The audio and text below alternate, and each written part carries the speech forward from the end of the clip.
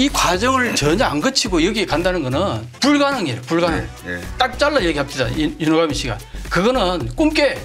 말도 안 되는 소리 하고 앉았대. 근데 이걸 거치지 않고 그냥 찐다는 거는 건 불가능하다. 불가능하다. 그리고 이것도 있지만요. 제일 중요한 거는 네. 기술자가 없답니다. 그 기술자들 지금 그동안 다 흩어져 가지고 자기 먹고 살기 바빠 가지고 그랬던 사람들 지금 끌어모아 봐야 그 인원도 나오지도 않을 뿐만 아니라 네. 그리고 문제는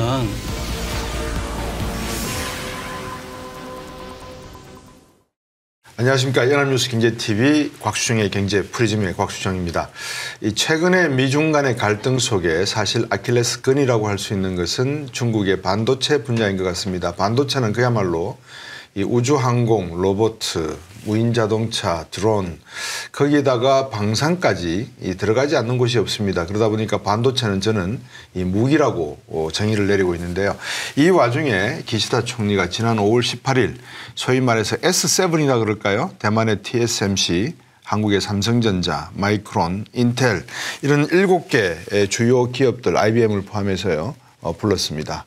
어떤 내용이 오갔을까요? 아무래도 이 소부장 그리고 패키징 분야에 있어서 이 타이 추종을 불허하는 그런 기술력을 갖고 있는 일본으로서는 이 미중 간의 갈등 속에서 자국의 이해관계는 바로 반도체 이 소부장 부품, 장비 쪽 그리고 패키징에 있다는 것을 확인한 것 같고 또 미국으로부터 어느 정도 이 반도체 기술에 대한 새로운 도전과 전개를 허가받지 않았나 하는 그런 의구심도 듭니다. 이런 와중에 한국의 그리고 대만의 미국의 주요 기업들을 불러서 이야기를 나누었다는 것은 어떤 의미가 있을지 저희들이 짚고 넘어가지 않을 수 없을 것 같습니다.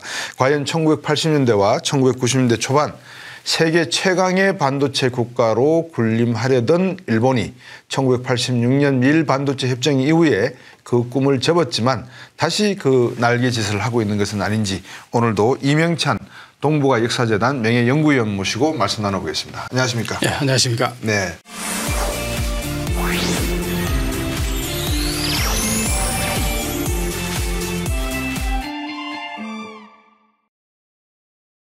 저보고 많은 분들이 말씀하시기를 한국이 반도체 그러면 중국을 지금 생각을 하는데 네. 사실은 성동격서 형태로 미국의 네. 중국과의 갈등의 어부지리는 아닌 것 같은데 네. 일본이 상당히 지금 몇 발자국 앞서서 달리고 있는 듯한 느낌이 듭니다. 네. 오늘 이 부분에 대해서 한번 이명찬 네. 연구위원께서 말씀 한번 주시죠. 네. 이 산업 부활, 반도체 네. 산업 부활 일본이 하고자 하는 네. 의도가 무엇입니까? 이 과거의 영광을 되찾고 싶은 거죠. 그리고 그것도 그거지만 이 모든 산업의 반도체가 핵심 부품이잖아요. 네. 그러니까 일본이 앞으로 계속 그 경제가 발전하고 뭔가 해나가려면은 반도체 없이는 안 되겠다. 특히 이제 이번에 그 팬데믹을 겪으면서 뭐 일본만 그런 게 아니라 미국도 그러고 네. 결국은 이제 서플라이 체인 가지고는 이게 위험할 수도 있겠다. 결국은 이제 반도체는 내 땅에서 확보를 해야겠다. 네. 이런 게 미국도 그렇고 일본도 그렇고 굉장히 강하지요. 네. 그런 측면에서 이제 뭐 리스크는 역시 이제 대만 리스크. 중국과 대만과의 관계가 워낙 미묘하게 돌아가니까 네. 이 반도체가 굉장히 핵심적으로 이제 이슈화 되고 있는 거죠. 네. 그렇다 그러면 그냥 뭐 아무것도 없는 상태에서 네. 우리 반도체 하겠다 이건 아닌 것 같고 네. 제조 쪽은 한국과 대만에 그동안에 뺏겼다 할지라도 네. 뺏겼다는 표현이 정확할지는 모르겠습니다만 하여튼 대만 TSMC하고 삼성전자 쪽으로 이전을 했지만 소부장 부분이라든지 패키징 부분 네. 이 부분은 아직도 일본의 잠재력이나 경쟁력이 상당하지 않습니까? 네. 그렇게 새로운 굴기를 하려고 하는 준비는 어느 정도 돼 있고 또 기업이 준비하는 과정 속에서 정부는 또 정책적으로 지원해 줘야 되지 않습니까? 네. 뭐 보조금을 준다든지 규제를 철폐해 준다든지 아니면 또 미국으로부터 어느 정도의 인허가 묵인을 받는다든지 네. 어떤 내용들이 지금 이렇게 같이 가고 있는지요? 사실 기업이 사실 거의 포기했었어요. 근데 일본 통산성이 네. 경제산업성 뭐 이런 쪽에서 결국은 이거는 안보와 관련되는 물자다. 네. 그래서 이게 안보적인 측면에서 이거는 일개 기업에게 맡길 사안이 아니다. 이건 국가가 나서야 되겠다. 네. 그게 이제 미국에서도 그렇게 나왔고 네. 그걸 이제 일본도 유심히 본 거죠. 그러니까 이거는 그 국가 안보와 관련되는 아주 중요한 물자이기 때문에 지금 사실 일본 기업들 반도체 거의 다 뭐 폐업이나 마찬가지 정도잖아요. 그런 상황에서 어떤 의미에서는 정부가 일본 정부가 끌고 가는 거거든요. 이제 미묘해요. 왜냐하면 과거에 정부가 끌고 나갔던 히노마루 반도체라고 그래요. 히노마루가 뭡니까? 일장기를 히노마루라고 그러잖아요. 그러니까 일본 정부가 끌고 나가는 것을 히노마루라고 그랬는데 히노마루 반도체가 네. 여러 번의 그 시도가 있었는데 다 실패했어요. 네. 그러다 보니까 그 과정을 너무나 잘하는 반도체 관련 실무 종사도 오랫동안 했다가 연구까지 했던 그런 분이 한 분 있어요. 네. 그분이 하는 얘기가 이게 통산성, 산업성이 정부가 끼어들면 또 망했다. 거의 뭐 단정적으로 얘기하더라고요. 네. 그래서 제가 보기에도 야 이게 참 어떤 면에서는 한국에서 일본이 다시 반도체를 뭘 어떻게 하겠다고 움직이니까 사실 상당히 긴장하는 부분이 있잖아요. 과거에 일본이 그런 능력도 있었고 또 네. 소부장 이 부분에서는 소재 부품 장비 예. 이 영역에서는 뭐 세계에서 톱 클래스 그러니까 이제 이게 바탕이 깔린 상태에서 정말 혼기로 일본말로 혼기 본심으로 막 달려들면은 뭔가 큰 걸 이루지 않을까 하는 이제 약간의 두려움 같은 게 한국인들에게 좀 있는 것 같아요. 네. 근데 제가 볼 때는 그렇게 두려워하지 않아도 된다. 일단 결론을 그렇게 내고 오늘 얘기를 좀 시작했으면 좋겠습니다. 네. 일본이 비록 반도체 시장에서 굴기를 도모하지만 우리 입장에서는 그렇게 걱정할 거는 아닌 듯하다라는 결론을 네. 내리셨는데 네. 그런데 네. 일본이 반도체를 80년부터 90년대까지 새로운 산업으로 개발하고 육성시켰던 배경은 뭡니까? 왜냐하면은 그 당시에 반도체라고 하면 미국 정도가 이거 중요하겠다라고 생각할 따름이지 아시다시피 삼성이 반도체를 공식적으로 뛰어들겠다 선언한 게 83년도고 78년도에 한국 반도체 뭐 진공관 만드는 회사인데 반도체를 어디서 들었든지 회사 이름은 반도체였더라고요. 근데 일본은 이 정보와 이 산업 기술을 80년대와 90년대에 어떤 배경으로 이렇게 발전시키고 육성을 시켰었나요? 한마디로 말씀드리면은 미국의 기술을 거의 그냥 가져다 썼다고 해도 과언이 아닙니다. 미국이 줬어요? 예. 아, 그 시절에는? 그 시절에는 그냥 특허권이나 지적재산권 보호 없이 갖다 써라 이렇게 했습니까? 거의 그런 형식은 갖췄죠. 예. 사진 찍으면 안 된다 해놓고 사진 찍어도 전혀 관여하지 않는다거나 초청을 계속해서 공장을 다 보여준다거나 지금 현재 모습으로 상상도 할 수 없는 일들을 미국 기업들이 그렇게 다 했다고 명확하게 글들이 많아요. 예. 그래서 결국은 그 당시에 일본이 그렇게 반도체가 용성할 수 있었던 이유는 기본적으로 일본이 그 모노즈쿠리라고 그러죠. 물건 만드는 이런 부분에 있어서 좀 독특하게 장인정신 뭐 이렇게 얘기하면서 아주 세세하게 꼼꼼하게 물건 잘 만든다. 이거는 뭐 정평이 좀 나 있었잖아요. 그런 상황에서 미국이 일본한테 반도체 기술을 거의 뭐 전수하다시피 해줬어요. 그래서 일본이 그렇게 발전했다. 근데 발전 정도가 아니라 미국을 삼키려고 그러니 그때부터 이제 경종이 울리기 시작한 거예요. 이거 호랑이 새끼 키웠다. 이제 이렇게 된 거죠. 그래서 그때부터 이제 미국이 이거 안 되겠다 하고 계속 이제 여러 가지 상황을 펼치는 거죠. 여기 보시면은 TI 뭐 이게 미국 기업이죠. 모토로라, 텍사스 인스트루먼트죠. 텍사스 인스트루먼트, 모토로라, 페어차일드, 뭐 NS, 시그네틱스. 이게 다 지금 미국이잖아요. 그게 이게 쭉 빨간 글씨 썼는 게 이제 다 이제 일본 기업들인데 86년도에 보면은 이제 NEC, 히다치, 도시바, 그다음에 밑에 후지츠, 마츠시타, 미쯔비시 덴키 뭐 이렇게 해가지고 6개가 지금 차지하잖아요. 89년도, 92년도, 96년도가 이제 끝나갈 때쯤이에요. 그때까지만 해도 이렇게 90년도 이 정도까지만 해도 일본이 꽤 있었는데 그 뒤로 훅 가요. 그 이제 훅 가게 되는 이유가 이제 여러 가지 이제 얘기가 나오는데 결국은 일본에서는 아직도 미국의 미일 반도체 협정이 결정적인 게 아니었나. 약간의 그 이제 소위 말해서 우익들이라든가 그 내셔널리스트들은 미국의 미일 반도체 협정을 일본 반도체가 몰락하게 된 하나의 결정적인 하나의 요인이다. 이렇게 보는 시각들이 있어요. 그런데 최근에는 많은 기술자들이 그게 절대적인 요인이 아니다. 결국은 일본 내부에 문제가 있었다. 오늘 제가 말씀드리려고 하는 부분은 이 부분이 굉장히 중요해요. 예. 왜냐하면은 절대 변수가 일본의 반도체가 성하고 망하고 이게 절대 변수가 완전히 미국이다 그러면은 이번에 다시 또 미국이 일본 뭔가 스포트 하려고 하는 움직임이 보이면은 네. 와 이게 순식간에 또 올라오는 게 아니냐. 키웠다가 죽이고 키웠다가 죽이고 이게 주기적으로 미국이 그냥 자꾸 마음대로 쥐고 흔들고 있다. 쥐고 흔들고 있는 게 아니냐. 그렇게 볼 수 있는데 사실상은 일본이 요약이 간단하게 말씀드리면은 일본이 왜 그렇게까지 급속도로 전후에 그렇게 성장했느냐. 첫째, 기술력이 있었다는 거예요. 네. 2차 세계대전 치룰만큼의 기술력이 일단 있었다. 네. 중공업에 대한. 네. 그다음에 한국 전쟁이 터지면서 예. 달러, 예. 산업 자본이 하늘에서 쏟아져 내려왔어요. 예. 기술이 있고 자본이 있죠. 그다음에 시장이 뭡니까? 그 당시 미국이 냉전의 하나의 방파제로서 일본을 키우기 위해 가지고 예. 일본에 보조를 많이 줬어요. 네. 좀 유럽의 마샬 플랜 같이. 네. 그러니까 이제 일본의 물품들을 미국에 마음껏 시장을 오픈해 줬어요. 네. 자, 그러니까 기술력 있죠. 자본 있죠. 자본 있죠. 시장 있죠. 시장이 있죠. 근데 여기에 경쟁이 있습니까? 없죠. 아예 없었어요. 경쟁이. 그러니까 지금 왜 이렇게 일본이 힘드냐. 한국 기업, 대만 기업, 중국 기업, 일본 주변에 있는 국가들이 다 그러네요. 일본을 삼키고 있거든요. 네. 그러니까 그 당시에 이 세 국가는 존재감이 거의 없었어요. 그때 일본 혼자 땅 짚고 헤엄쳤다. 네. 그래서 요즘 얘기들이 일본은 운이 좋아서 일본이 그 경제적으로 엄청나게 성장했던 것은 일본의 운이 좋았다. 일본이. 그 운이 얘기를 좋았다라고 하시지만 네.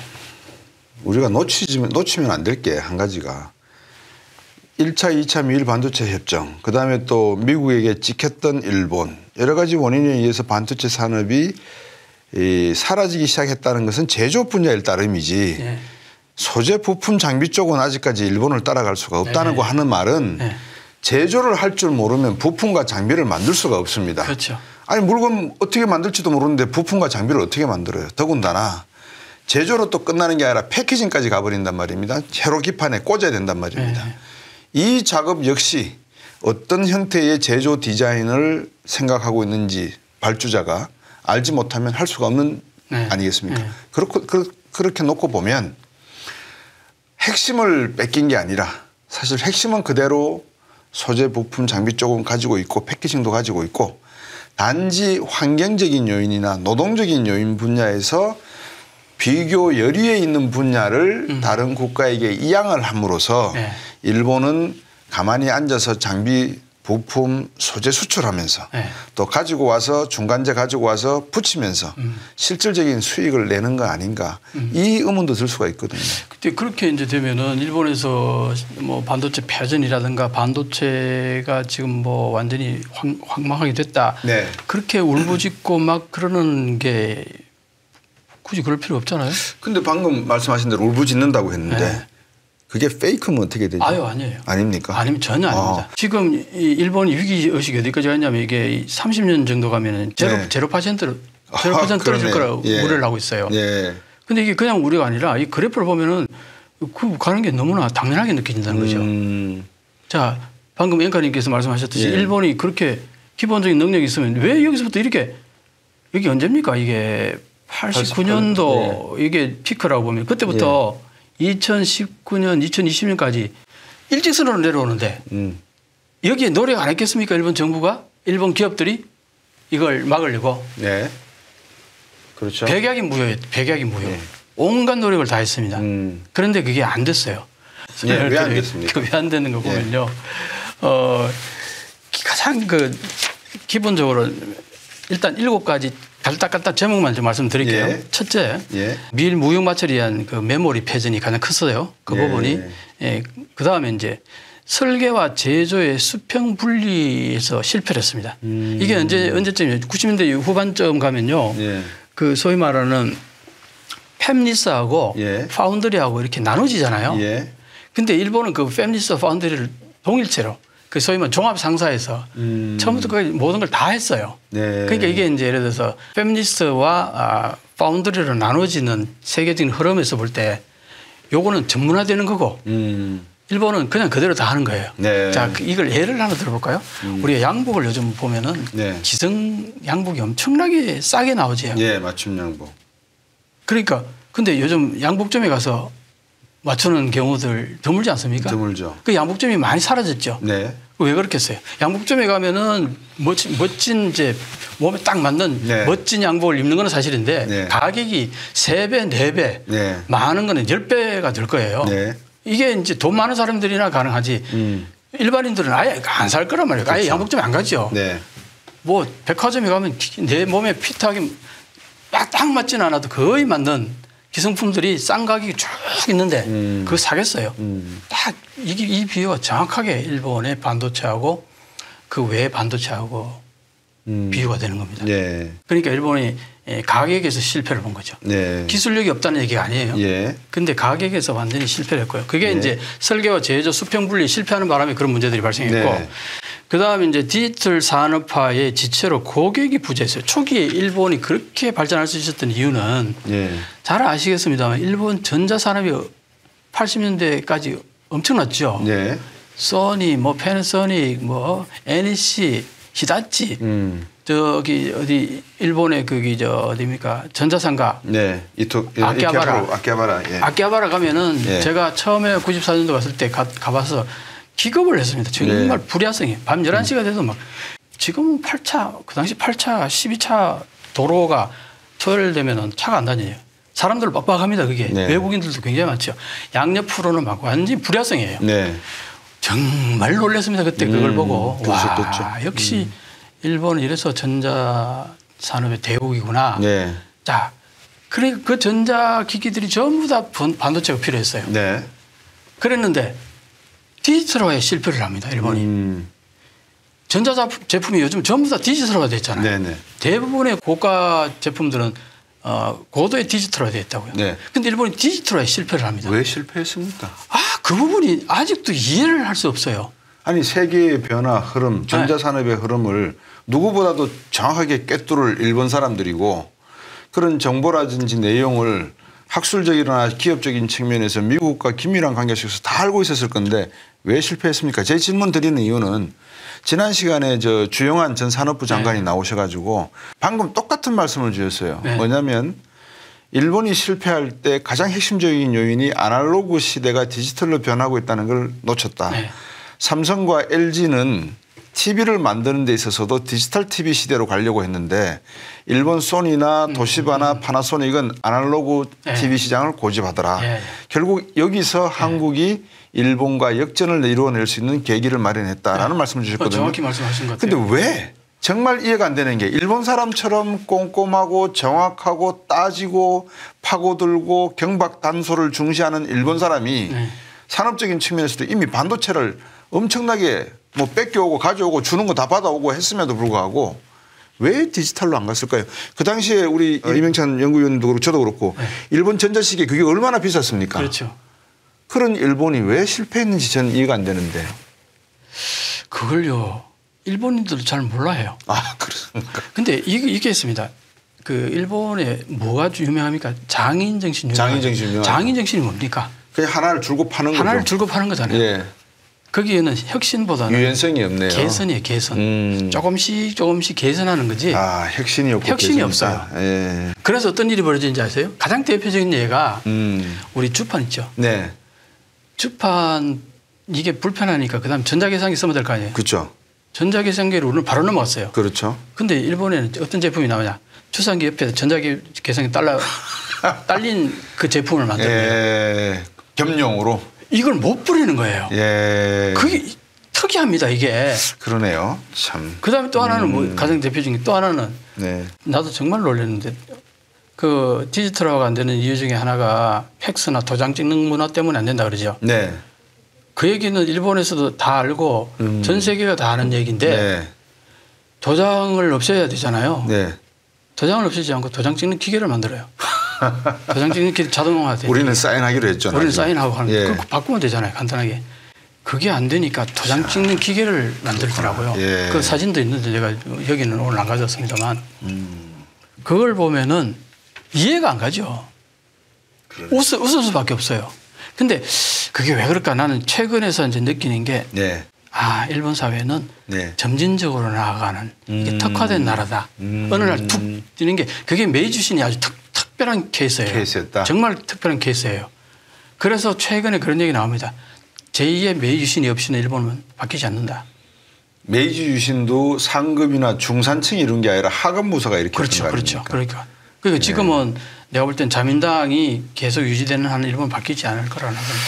역시 같은 말씀이세요. 이 정치가 경제를 리드해가고 국민 생활을 안정시켜 나가는데 정치가 바뀌지 않으면 결국 경제도 성공할 수 없다는 말씀이네요. 예를 들어 디지털 청을 만들었는데 네. 그 디지털 관련되는 그 통신 이쪽 장관이 네. USB가 뭔지를 몰랐어요. 인터뷰하는데. 진짜입니까? 그냥 하는 얘기 아니에요. 이거는 유명한 얘기입니다. 몇 년도 이야기입니까? 최근 얘기예요. 최근에 그 USB를 모른단 말이에요. 그런 나라가 발전하겠어요? 참. 그래서 작년 2021년도에 디지털 청을 만들었거든요. 네. 사실은 내 책에서요. 네.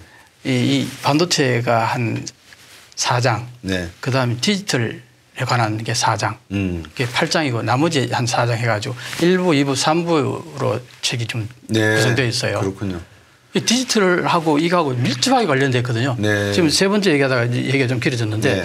그 디지털 산업화 지체로 이 반도체 고객이 사라져 버린 거예요. 일본 내부에서. 그러네요. 그 반도체 만들어놔도 누가 사냐 이거예요. 네. 근데 과거에는 일본이 반도체를 만들면 여기서 다 소화를 시켜줬는데 네. 중요한 게 뭐냐. 엄청나게 그 고퀄리티의 반도체를 만들어 달라고 주문을 했어요. 네. 예를 들면 NTT 같은 경우 있죠. 네. 일본의 NTT 같은 경우에는 통신 장비잖아요. 네. 이게 고장 나면 안 된다. 네. 그래서 25년 동안 고장 안 나는 반도체를 만들어 달라. 그래서 그러네. 실제로 일본이 그렇게 만들어줬어요. 반도체가. 예. 그다음에 이제 해저 그 섬이 많다 보니까 해저 케이블이 케이블, 많잖아요. 예. 그 해저 케이블이 만약에 그 반도체가 고장 나서 그 끌어올리면 돈이 어마어마하게 그렇죠. 들겠죠. 예. 그래서 25년 동안 한 번도 안 끌어올릴 수 있도록 절대 고장 안 나는 반도체 만들어달라. 내구성 있는 반도체를 내구성 만들어라. 예. 그러니까 일본의 기술자들이 온갖 두뇌를 다 발휘해가지고 그걸 만들었어요. 네. 그래서 이제 일본이 최고다, 최고다 그랬는데 이게 이제 한마디로 훅 간 게 이거 메인 프레임이잖아요. 여기 메인 프레임인데 네. 메인 프레임이 이렇게 쭉 올라가다가 세상이 PC로 바뀌면서 예. 이 메인 프레임이 이제 떨어지기 시작합니다. 예. 그때 이제 이런 문제가 발생하는 거죠. 이제 요게 이제 지금 제가 말씀드리는 건데 메인 프레임은 기술력이 뛰어나도 좋아요. 네. 그래서 요겁니다. 80년대는 메인 프레임인데 네. 고품질을 요구했어요. 네. 일본 제품이. 그래서 극한 기술과 고품질의 기술 문화가 이때 형성돼. D램이 네. 막 엄청나게 25년 동안 고장 안 나는 반도체를 네. 만들었어요. 네. 자, 그랬는데 90년대 딱 들어오면서 PC로 확 바뀌면서 그렇죠. 저비용으로 바뀌었는데 네. 그때 완전히 경쟁이 상실하기 시작한 거죠. 그런데 25년 동안 고장 안 나는 반도체를 만들려면 얼마나 많은 걸 때려 넣었겠습니까? 네. 그 고가 장비를 썼을 거고요. 그렇죠. 그 가격이 삼성이 그 당시 PC용 반도체를 만드는데 5분의 1, 10분의 1도 안 되는 가격이니까 경쟁이 되겠습니까? 네. 경쟁이 안 되니까 내부에 그동안에 일본 그 반도체를 소모했던 제품들에게만 들어가다가 이게 아까 말했듯이 그 디지털화 지체되면서 네. 그게 사장이 되면서 그 25년 동안 고장 안 나는 반도체를 요구하는 시장이 사라지기 시작한 거예요. 예. 그럼 빨리 일본도 저가로 전환을 해야 되는데 네. 요게 안 된다는 거예요. 이거 정말 이걸 지적한 게 요 예. 그래프를 만든 사람인데 예. 이 사람이 이걸 얘기한 거예요. 이때 과잉 기술로 과잉 품질을 계속 만들 이때 병이 들었다 그래요.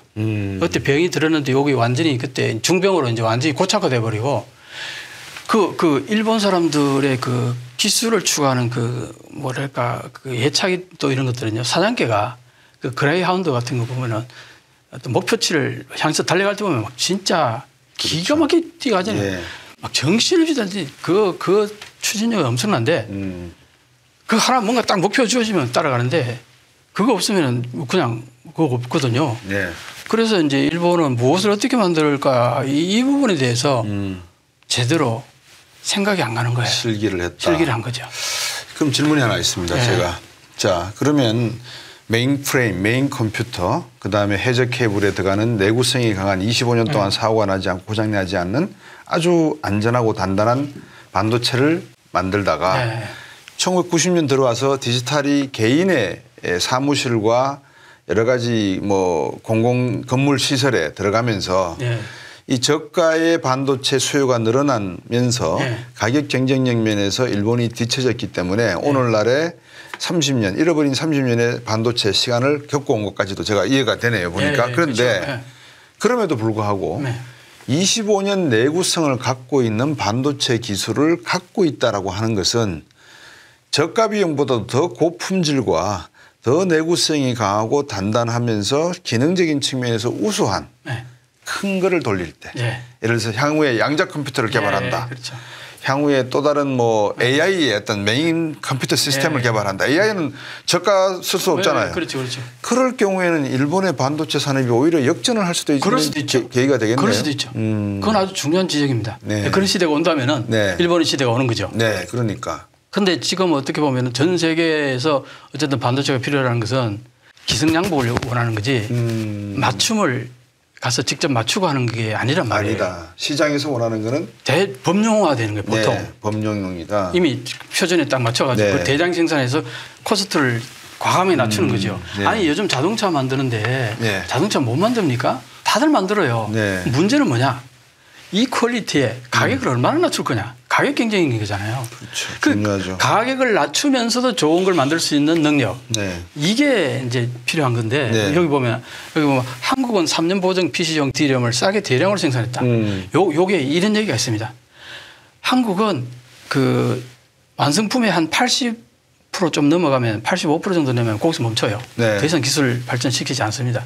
그런데 일본은 그 당시에 PC 98%, 99%까지 기능을 완벽성을 추구하는데 근데 80%에서 공부해 보셔서 알죠. 왜 보통 40등, 50등 하던 애가 10등까지는 공부하면 쉽게 올라가는데 10등에서 5등까지 올라가는 것도 좀 어렵고 5등에서 2등, 1등 가기에는 정말 힘들잖아요. 이와 같은 논리라는 거죠. 그래서 80% 정도 넘어가면 이 정도에서 멈추고 그냥 3년 정도 보증되면 3년 지나면 고장나도 상관없다. 그런 마인드로 가격을 다운시켜가지고 대량 생산해서 파는 거. 이게 이제 PC시대의 사회라는. 그러면 미국 같은 경우에 한국이 3년 보증을 해도 괜찮다라고 미국이 표준화를 할 때 인정을 해줘야지 한국 반도체를 쓸 거 아니겠습니까? 그렇죠. 그럼 똑같은 논리로 우리가 85% 수준에 맞춘다 그러면 중국 같은 경우에 65%에 맞춰놓고 우리 가격의 3분의 1 정도를 그냥 던져버리면 지금까지 그런 식으로 해와서 중국이 저렇게 발전해 왔지 않습니까? 그런데 이제 그게 어떤 정도 가면 이제 한계가 오는 거죠. 그 초기 단계에서는 그런 것들이 너무나 많죠. 전 사회 전반적으로 80%까지도 안 올리고 60% 정도에서 그냥 팔면서 가격을 뭐 3분의 1, 뭐 5분의 1 떨어뜨려가지고 중국이 발전한 게 그거잖아요. 근데 이제 과거에 이제 삼성이 일본을 확 따라잡은 이유가 바로 여기에 있었어요. 근데 이걸 이제 여기 또 하나 이제 그 다음에 보면은 네 번째죠. 일본 자체 완결주의의 함정에 빠졌더니 이게 뭐냐.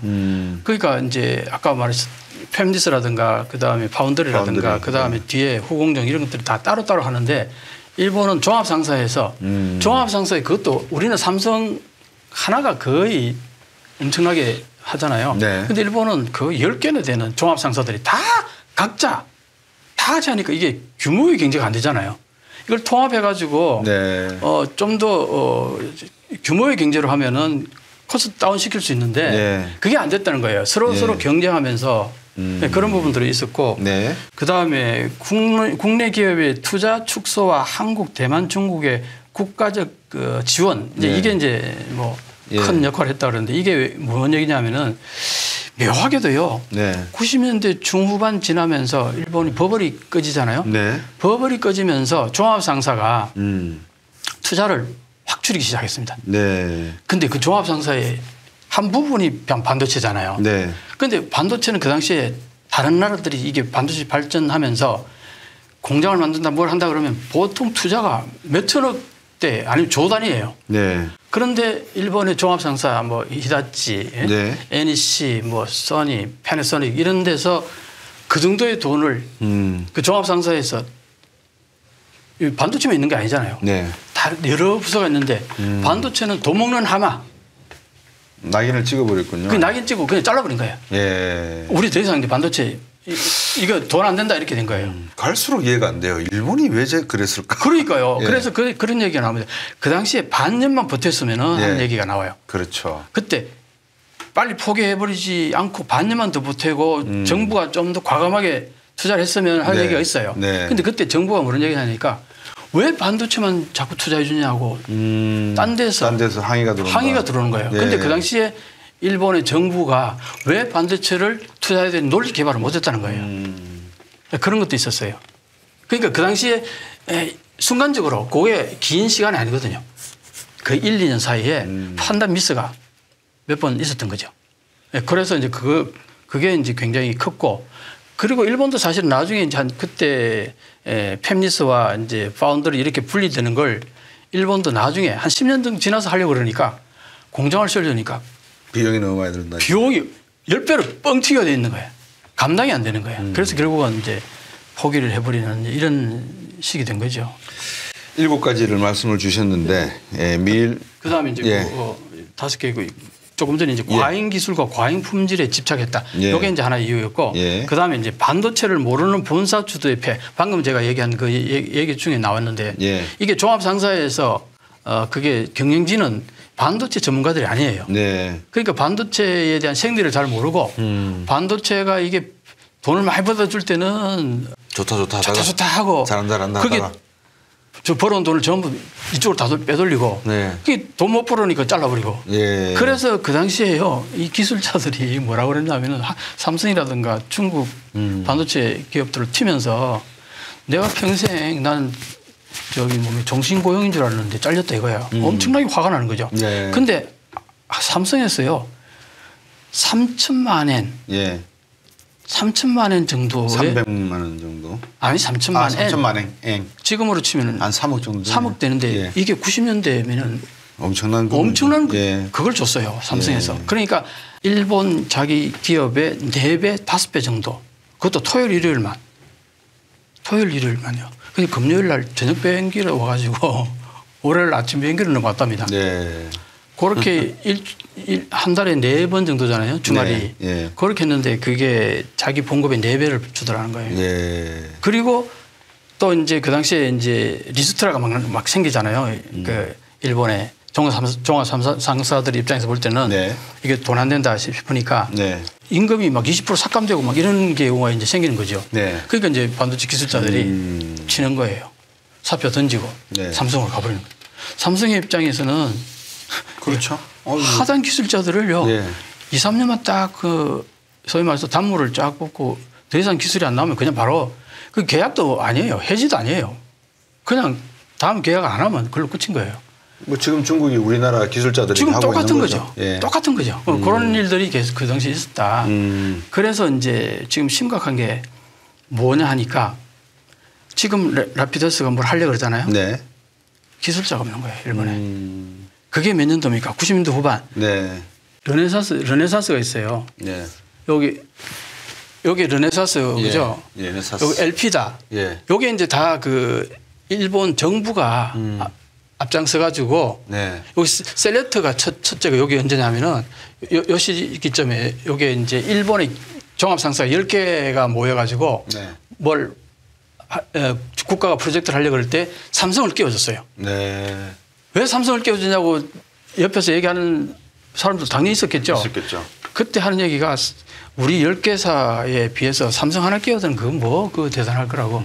쟤들은 또 그 머리가 나빠서 우리가 가르쳐줘도 못해 이랬다는 겁니다. 예. 그랬는데 5년 4년 가까이 연구를 같이 하고 나서 네. 이제 다 흩어졌잖아요. 예. 자기 이제 본사로 돌아와서 예. 제품을 내는 게 삼성이 제일 빨랐어요. 네. 바로 2년 후에 삼성은 제품을 내놨는데 거기에 같이 참여했던 다른 이제 일본의 종합 상사들은 뭐 4년 후에 제품 내고 뭐 6년 후에 제품 내고 이랬어요.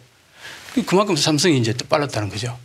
그렇고 그 다음에 LP다, 르네사스 이런 것들이 지금 다 그 소위 말하는 히노마루 반도체예요. 일본 정부가 개입해가지고 뭔가 몸부림을 친 거죠.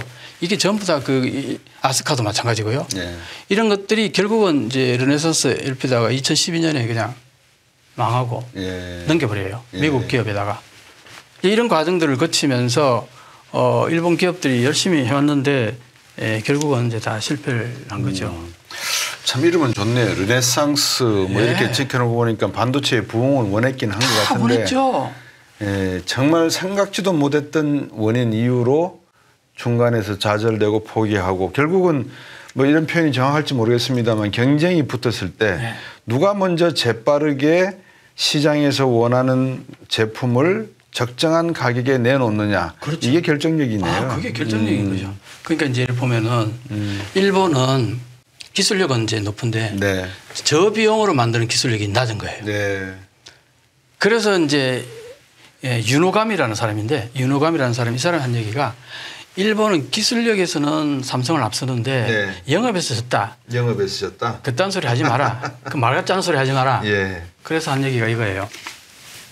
이제 반도체 이게 시스템 반도체 제조 네. 과정인데 이게 팜레스잖아요. 예. 이게 이제 파운더리고요. 예. 이게 후공정인데 이 후공정도 아까 앵가님께서는 일본에 많이 발전됐다 그러는데 사실은 네. 그렇지 않아요. 아, 그렇습니까? 이게 중국에 가서 다 합니다. 아, 대부분 다. 예. 그리고 요게 이제 파운더리 TSMC하고 삼성이 아주 엄청나게 하죠. 팜넷은 설계하는 거잖아요. 네. 설계는 거의 미국이 막 그렇죠. 다 잡고 뭐야, 있죠. 뭐. 예. 그러니까 요 세 개 이제 요게 지금 딱 한번 보시면은 예. 요게 요 과정을 말하는 거예요. 예. 예. 전 과정에서 예. 세 개 그 영역으로 나눠지는데 요소 기술이 이게 성막이라든가 석판 인쇄, 애칭, 예. 세정 요거는 일본이 아주 뛰어납니다. 예. 아까 말씀드린 소재 그런 것들이 굉장히 예. 중요한 역할을 하고 예. 부품 장비 같은 것들로. 예. 근데 인테그레이션 기술에서 이제 이게 문제가 됩니다. 개발센터 요게 문제가 되는데 네. 기술이 이제 여기서 이제 이거 저 우리 사진 같은 데 보면은 뭐 이게 쭉 하고 뭐 이런 게 있잖아요. 여기에서 500공정에서 1000공정 많을 때는 1500공정이라는 거예요. 대단하네요. 그러니까 그걸 어떤 식으로 배열을 하느냐 따라 가지고 제품이 달라지는 거니까 그렇겠죠. 그걸 할 수 있는 기술자가 있어야 된다는 거. 이게 예. 공정이 뭐 한 공정 두 공정도 아니고 1500공정이다. 네, 500공정에서 1500공정이나 되는 이 공정을 네. 제대로 그 배치를 잘 해야 되는데 그게 아무나 할 수 있는 게 아니라는 거예요. 그 최소한 10년 정도는 여기에 종사하고 해야지 겨우 할 수 있다. 네. 이런 얘기를 하더라고요. 네. 이게 전문가가.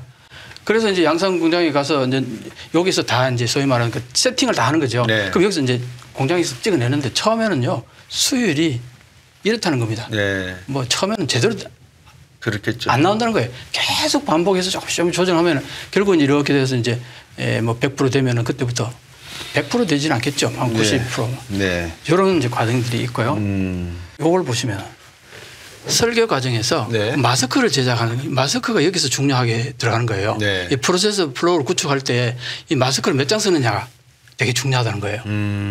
그러니까 여기에 엄청난 에너지를 쏟는다는 거죠.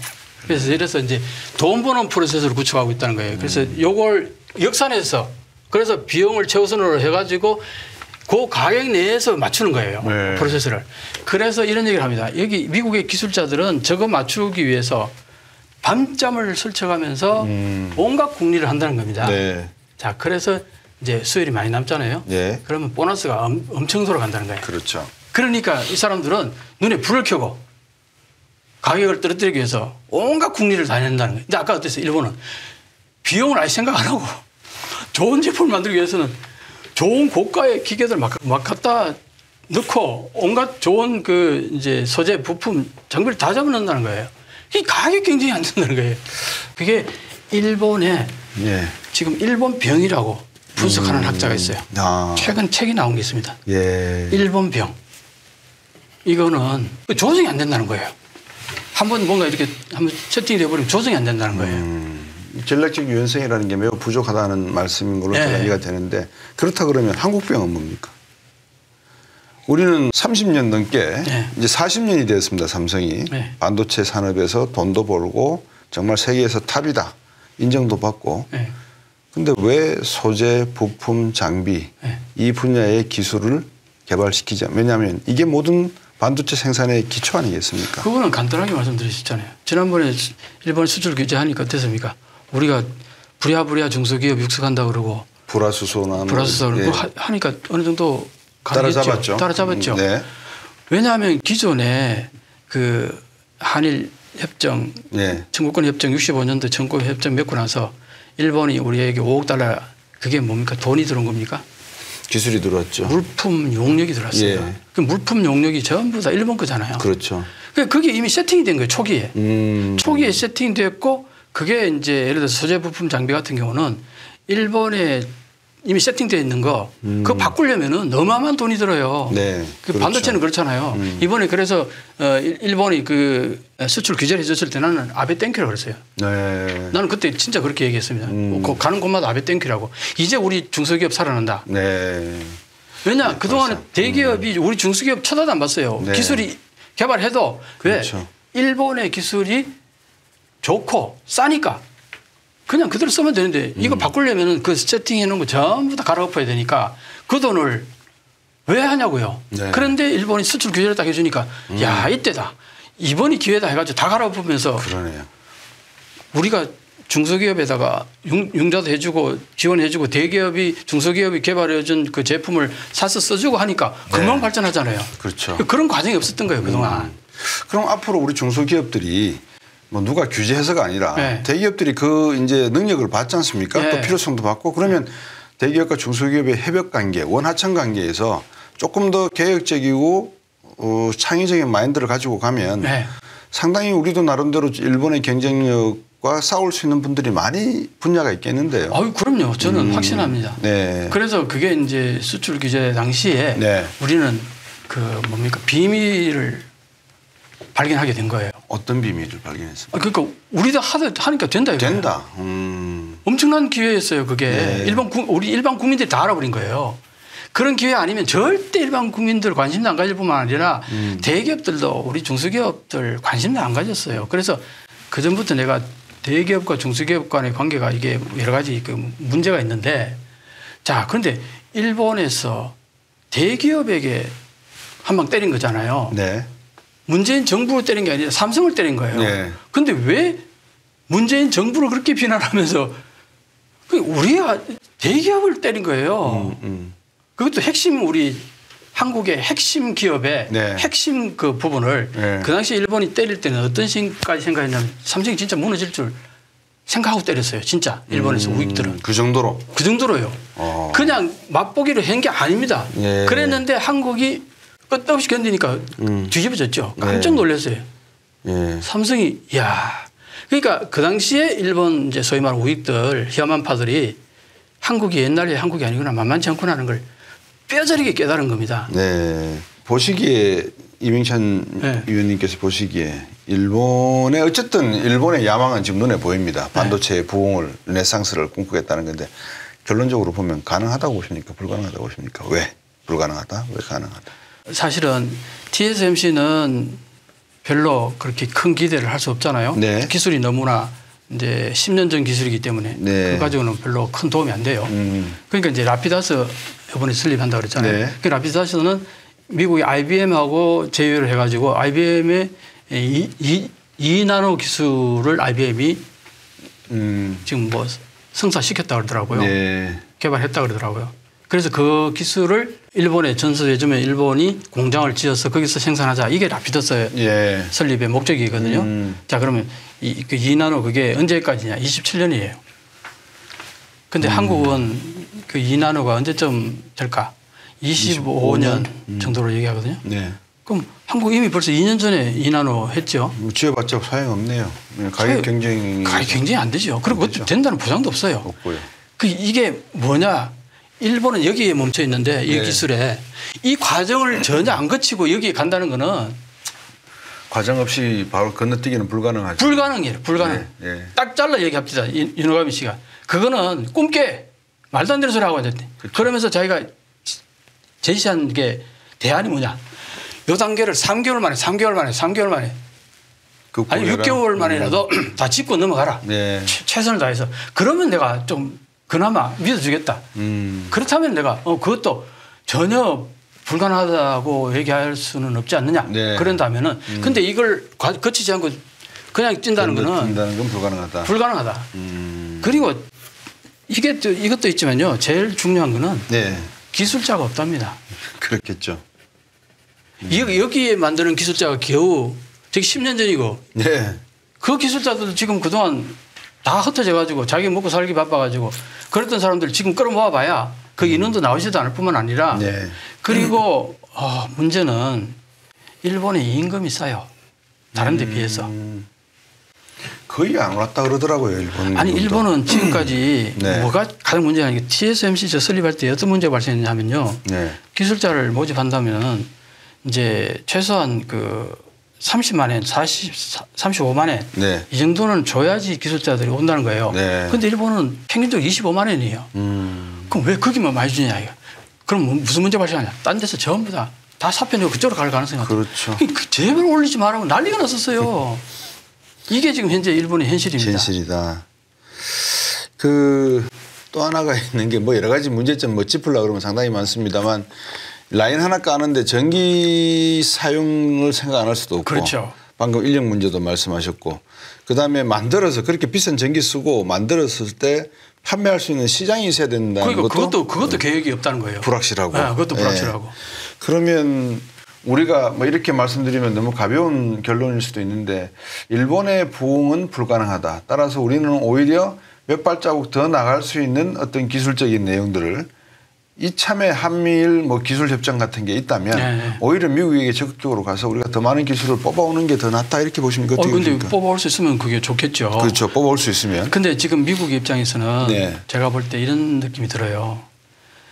과거에 일본이 너무 잘 나갈 때 네. 뒤에서 미국이 삼성을 밀어줬어요. 일본을 견제한 거죠. 네. 그래서 삼성이 저렇게 큰 부분도 없지 않아 있다고 그럽니다. 자, 그러면 지금은 이제 누구를 지금 견제합니까? 미국이. 내가 볼 땐 TSMC와 삼성을 견제하고 있다고 나는 봐요. 네. 그럼 그러기 위해서 지금 누굴 밀어주느냐? 일본을 밀어주려고 하는 심정적인 마인드는 있는 것 같아요.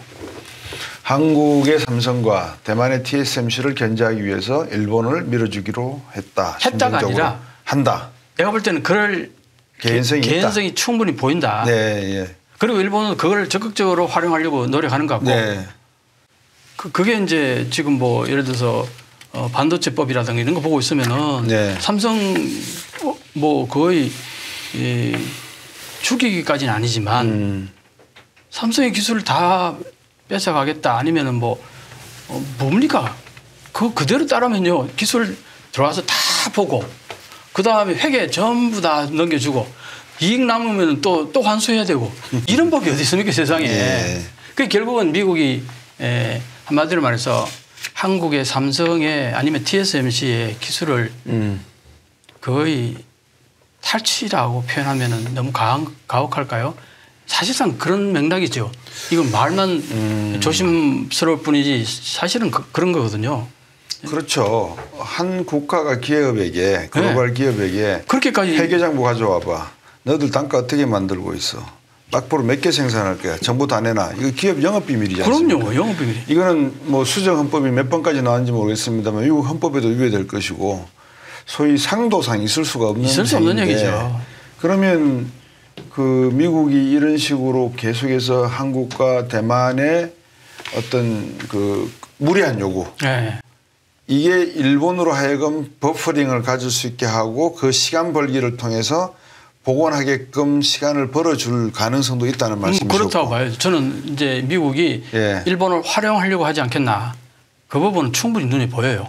그래서 만약에 긍정적으로 봤을 때 일본이 네. 향후 10년 내지 20년 안에 네. 새로운 반도체 강자로 떠올랐다라고 가정할 때 네. 미국은 과연 일본을 보고 박수를 칠까요? 아니면 다시 또 너들 협정 다시 맺자. 안 되겠다. 우리 한국과 대만 다시 가져가야 되겠다. 어떻게 보세요? 미국은 정확합니다. 딱 하나예요. 내한테 도움이 안 되면 밟아요. 지금 도움이 되니까 일본을 띄워주고 있다. 그게 도움이 안 된다 싶으면 밟아요. 그래 왔잖아요. 일본, 네. 미국이. 그러면 우리 그 예. 패권 국가의 하나의 국제 패권국가니까. 국제 정치의 그 내혹한 현실이잖아요. 우리는 어떻게 해야 됩니까 그러면? 그러니까 지금 이제 현재에서는 이런 얘기를 많이 합니다. 제가 오늘 말씀드리는 그 맥락은 딱 요거예요. 한국이 일본의 전철을 밟는 게 아니냐. 거기에 대한 답은 제가 아니다. 왜 아니냐. 일본이 성장했을 때 미국의 그 영향력, 미국이 밀어줘서 기술을 많이 제공해줘서 네. 융성한 부분이 분명히 있고 네. 그다음에 일본이 쇠락할 때에 비일반도체법 뭐 두 번의 그 강력한 스매싱이 있었는데 네. 그걸로 인해서 망했다면은 그 말이 맞는데 아까도 지금까지 쭉 설명해 왔듯이 네. 일부분 그게 있었지만 그때 제재라는 게 뭐냐 하면요. 네. 일본 반도체 100% 그 무역 관세 네. 그거 하나 하고요. 예. 2차 때는요. 일본 너희들 제품에다가 외국 반도체를 20%까지 쓰라. 이게 다였어요. 네. 지금 미국이 중국 두드리는 거에 비하면 이거는 아무것도 아니죠. 아무것도 아니죠. 세 발이 피잖아요. 그렇죠. 이걸 가지고 망했다 그러면은 진짜 완전히 그러니까요. 깨갱깨갱 엄살 피는 것밖에 안 되잖아요. 기술이 있다고 웃기는 말- 소리죠. 네. 그럼 말도 안 되는 그러니까 전문가들은 이제 그건 말도 안 되는 소리다. 미국 반도체법으로 망했다는 건 말도 안 되는 소리고 아까 말했듯이 그런 기술적인 문제라든가 일본이 제대로 못해서 망했다. 여러 가지 아까 그 얘기들 있잖아요. 네. 자, 그런데 우리 삼성은 그런 것들 일본이 저질렀던 오류들을 지금 삼성이 밟고 있나요? 아니잖아요. 밟고 있죠. 예. 그러니까 다르다는 거죠. 저는. 예. 근데 이제 삼성이 일본 기업들이 밟았던 전철을 밟고 있냐라고 하는 말씀에 제가 밟고 있지 않다. 그러나 네. 하지만 네. 삼성도 일본 같은 강력한 국가와 국민성을 가진 나라도 경제도 실수를 했는데 아날로그에서 디지털로 못 간. 예, 일본 같이. 예. 예. 삼성은 실수하지 말라는 법이 없지 않습니까? 당연하죠. 그럼 우리 이명찬 위원님께서 보시기에 저는요 이렇게 예. 생각합니다. 아까 어디에서 이제 답을 좀 얻냐면 제가 네. 요즘 일본을 계속 연구를 하면서 네. 정말 저는 일본 미일안보조약 그게 전문인데 네. 경제를 제가 퇴직하고부터 지금까지 공부했어요. 네. 엄청나게 사실 공부를 하면 하루에 막 열 몇 시간씩 정말 새로운 자료를 무조건 다운받아가지고 네. 프린트아웃 해가지고 밑줄 쳐가면서 공부를 하는데 해보니까 뭐가 나오냐니까 이건 거예요. 일본이 그렇게 성했다가 왜 이렇게 지금 현재 이렇게 헤매고 있느냐. 왜 그렇죠? 아까 얘기했잖아요. 일본이 그렇게 흥했을 때는 주변에 경쟁 상대가 없는 정말 운이 좋았다. 이거. 시대적인 상황이. 그때 냉전이 터지면서 미국은 일본에게 가했던 모든 그 페널티를 전부 다 베껴주면서 복권시켜주면서 오히려 밀어주면서 키웠어요. 네. 그때 큰 겁니다. 일본이. 네. 땅 짓고 헤엄치면서 배웠어요. 네. 그때 돈을 벌었죠. 네. 그러니까 자체적으로 치열한 경쟁에 의해 가지고 경쟁에서 살아남아서 돈을 번 게 아니다. 네. 그러니까 강력한 경쟁 상대가 나타나자마자 그때부터 막 그냥 꼴박기 시작하고 있는 거예요. 근데 우리는 어떻습니까? 완전히 이제 바닥에서부터 맨땅에 헤딩 저 엄청난 일본과 경쟁해 가면서 여기까지 왔고요. 네. 저 또 쫓아오는 중국과 경쟁하면서 여기까지 왔어요. 그렇죠. 그러니까 한마디로 말해서 우리는 그 군인으로 치면은 산전수전 다 겪은 특수부대 요원인 거예요. 네. 근데 일본은 그게 아니에요. 일반 병사였어요.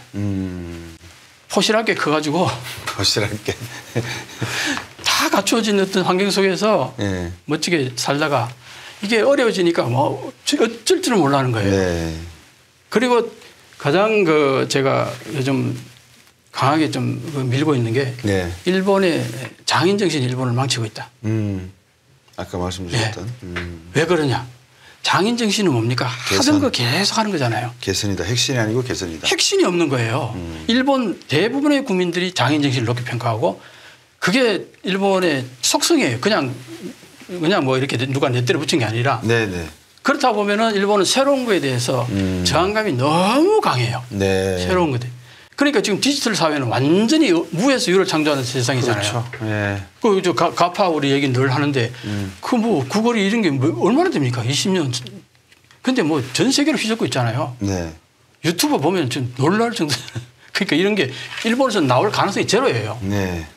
라인도 네. 일본에서 쓰잖아요. 카카오도 쓰고 있고. 카카오도 쓰고 있고. 예. 일본에서 그 라인이 한국 거라는 걸 알고 나서 발칵 뒤집혔다가 다시 또 원위치 갔잖아요. 네. 뭐 방법이 없잖아요. 그렇죠. 예, 그러니까 그런 거 보면은 앞에 요 반도체도 이제 책에 한 4장 정도지만 그 다음에 여기 디지털에 대해서도 아주 재밌는 내용이 4장이 있어요. 네. 그거 보고 있으면요.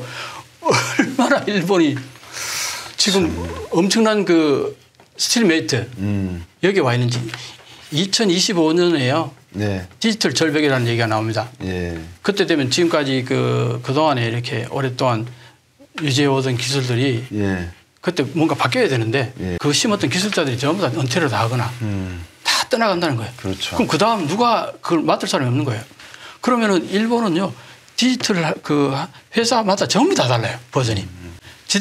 지방자치지만 다 달라요. 네. 그건 누가 인지 나중에 손보느냐 이거예요. 그래서 그때 되면은 이게 완전히 멈춰버릴 가능성이 있다. 네. 그래서 지금 일본이 2025년을 향해서 열심히 뭘 하는데 야 가능성이 별로 안 보이거든요. 네. 시청자 여러분, 이명찬 동부액사재단 명예위원이 오늘은 반도체에 관한 일본의 어떤 장인 정신과 또 일본 반도체의 부활에 대한 우려 등에 대해서 요약해서 말씀을 주셨습니다.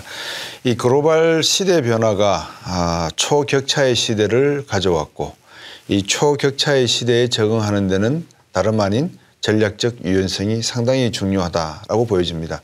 아날로그에서 디지털로 가는 것에 실기했고 다시 디지털이 언젠가 양자역학으로 가겠지만 이 디지털의 기초적인 과정 많은 것을 놓치고 있는 일본이 다시 반도체 분야에서 부흥을 꿈꾸고 있는 것은 분명한 것 같습니다. 한국 경제에게도 좋은 약이 될 수도 있는 그런 분야, 그런 뉴스가 아닌가 싶기도 하고요. 또 어차피 우리가 반도체 산업이 무기라고 하는 것, 뭐 국방, 로봇, 우주항공 쓰이지 않는 곳이 없습니다. 이제 그런 측면에서 우리는 이 단순한 메모리 반도체에서 인텔이나 마이크론이나 엔비디아가 하고 있는 시스템 반도체로 또 다른 하나의 영역 확장을 도모해야 될 시기가 아닌가 싶습니다. 이명찬 명예연구위원님께 마지막으로 한국 반도체 산업, 일본 반도체와의 경쟁력에서의 우리가 가야 할 길 요약해 주시는 걸로 마치겠습니다. 요약해 주시죠. 네. 일단은 한국인들이 일본에 대해서 너무 트라우마가 있어요. 일본이 뭔가 움직이면은 와, 또 뭔가 큰 걸 또 우리가 맞는 게 아니냐. 또 금방 우리가 또 뭔가 당하는 게 아니냐. 너무 그렇게 두려워하는 부분들이 있어요. 위축될 필요 없다. 위축될 필요 없다. 제가 딱 한마디 이런 얘기 들어보셨습니까? 죽은 제갈공명이 산 사마중달 쫓는다. 들어봤습니다. 들어보셨죠? 예.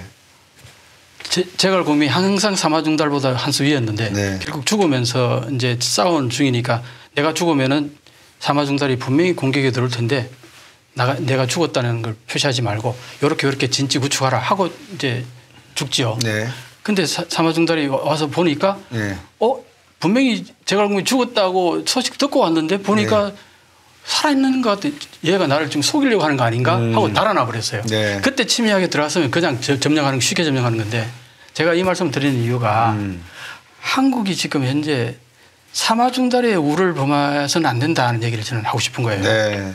이게 굉장히 복합적 메타포라서 이해하시는 분들은 아주 무릎을 치면서 이해하실 거고 지금 뭔 소리야 하는 분들도 계실 겁니다만 네. 제가 더 이상 뭐 깊이 있게 설명은 안 드리겠습니다. 네. 예, 오늘 말씀 여기까지 듣도록 하겠습니다. 감사합니다. 네.